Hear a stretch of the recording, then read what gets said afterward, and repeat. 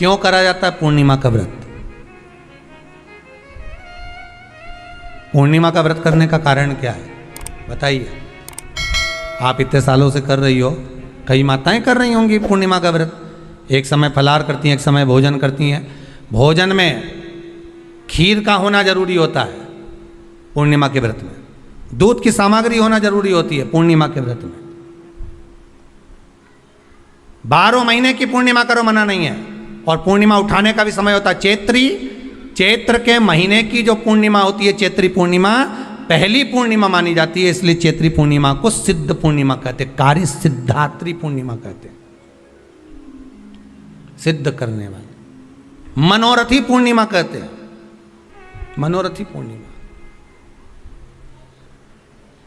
इसलिए पूर्णिमा का व्रत कहां से उठाया जाता है? चैत्र के महीने की पूर्णिमा से पूर्णिमा का व्रत उठाया जाता है कि मैं महीने की पूर्णिमा करूंगी तो वो चैत्र पूर्णिमा से उसको उठा लिया जाता है। पर उसका एक नियम रहता है, आप फलाहार करें अपनी जगह पर है, पर एक समय भोजन कर रहे हैं वो अपनी जगह पर, भोजन के साथ में मीठे के साथ थोड़ा दूध की सामग्री होना जरूरी होती है। और क्यों करते हैं पूर्णिमा का व्रत, किस लिए किया जाता है, क्यों करा जाता है, उसका व्याख्यान वर्णन शिव महापुराण के अंतर्गत स्कंद पुराण में लिखा गया। स्कंद पुराण में वर्णन किया है श्री वेद व्यास जी महाराज ने। कहा ये पूर्णिमा का व्रत इसलिए किया जाता है कि व्यक्ति का जब मन गलत भ्रम में जाने लगता है, मन जब गलत जगह पर जाने लगता है, तो ये मन को गलत जगह पर ले जाने वाला कौन होता है? तो कहा ये चंद्र होता है। व्यक्ति की राशि के अंतर्गत, व्यक्ति की पत्रिका के अंतर्गत, व्यक्ति की ग्रह दशा के अंतर्गत जब चंद्र बेकार चलता है तो व्यक्ति अच्छा करते करते भी बेकार करने लग जाता है। चंद्र डोल रहा है। कई माताएं कहती हैं गुरुजी हमारे बेटे को आशीर्वाद दीजिए, बहुत गलत संगत में जा रहा है, मतलब समझ जाना कि चंद्र गड़बड़ जा रहा है। बेटी अगर गलत मार्ग पर जा रही है, बेटी अगर गलत संगत में जा रही है, किसी अन्य व्यक्ति की ओर आकर्षित हो, चंद्र गड़बड़ हो रहा है, उसका चंद्र कहीं जा रहा है। कोई पुरुष, कोई लड़का कोई गलत मार्ग पर जा रहा है, चंद्र गड़बड़ हो रहा है।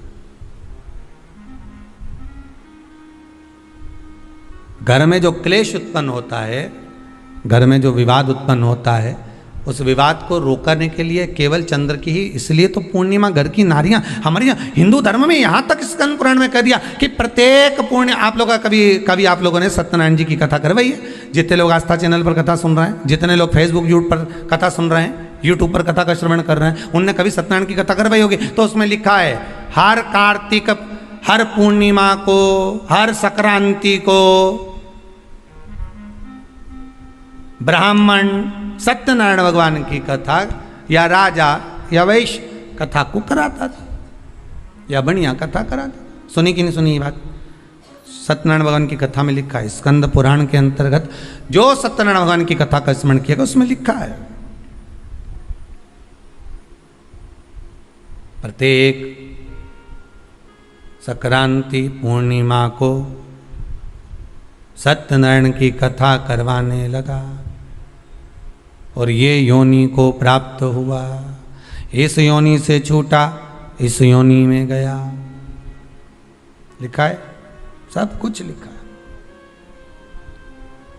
अब उत्ते से समझ जाओ कि पूर्णिमा को सत्यनारायण की कथा करने का बोला है, तो पूर्णिमा को सत्यनारायण की कथा का क्यों बोला? वैसे तो रोज कराओ सत्यनारायण जी की कथा, प्रतिदिन कराओ, मना नहीं है। आप क्या कोई विशेष फंक्शन है आप सत्यनारायण जी की कथा करवा, पर पूर्णिमा संक्रांति को और संक्रांति को पूर्णिमा को सत्यनारायण की कथा का स्मरण क्यों करवाया गया? क्योंकि पूर्णिमा के दिन अगर ये भगवान का व्रत रख लेगी, पूर्णिमा के दिन अगर ये खीर का प्रसाद बना लेगी, थोड़ा सा दूध की कोई सामग्री बना लेगी और भगवान को भोग लगा देगी, भले सत्यनारायण भगवान के भाव से बनाए, भले सत्यनारायण जी के निमित्तार्थ बना, पर अगर इसने सत्यनारायण भगवान के निमित्त से बना, पर पूर्णिमा के दिन अगर ये व्रत रखेगी, उपास रखेगी या कोई सामग्री बनाकर भगवान की पूजन कर लेगी, तो इसके घर में जो अशांति है वो शांति में बदल जाएगी। इसलिए कई घरों में आज भी सत्यनारायण भगवान की पूजन हर पूर्णिमा को करती है। माता किताब लेके बैठ जाती है, तुरंत तुरंत उन्हें ऑफिस जाना, कहीं काम पे जाना, और तुरंत उसने तुरंत जल्दी जल्दी कलश रखा, कलश नहीं भी रखे तो भगवान की पूजन कर को रखे ब्राह्मण देवता को बुला लेगी, ब्राह्मण नहीं आएंगे तो खुद कर लेगी, पर करती जरूर है। इतना सा आटा सेक लेगी, पंजेरी बनाई, सीरा बनाई, मिठाई रख दो, कुछ भी करेगी पर सत्यनारायण की कथा कर ले। उसका मन लग गया उसमें, मतलब पूर्णिमा को करना है। उसको करने से क्या होता है? शांति रहती है,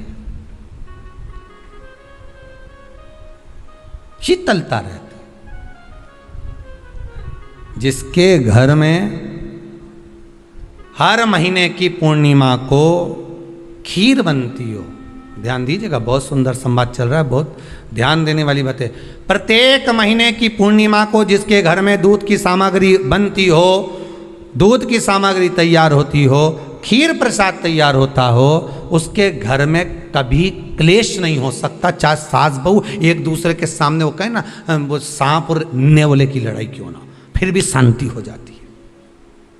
पर प्रत्येक महीने की पूर्णिमा होना चाहिए। ये नहीं कि तुमने एक महीने की पूर्णिमा पे बना लिया और दूसरे महीने की पूर्णिमा को गायब कर दिया। फिर किसी ने कह दिया आज चूरमा तो बन रहा है, दाल बाटी तो बन रही है चूरमे के साथ में, लड्डू बन रहे हैं, तो काय को खीर बना रही हो? तो तुमने अब वो खीर प्रसाद,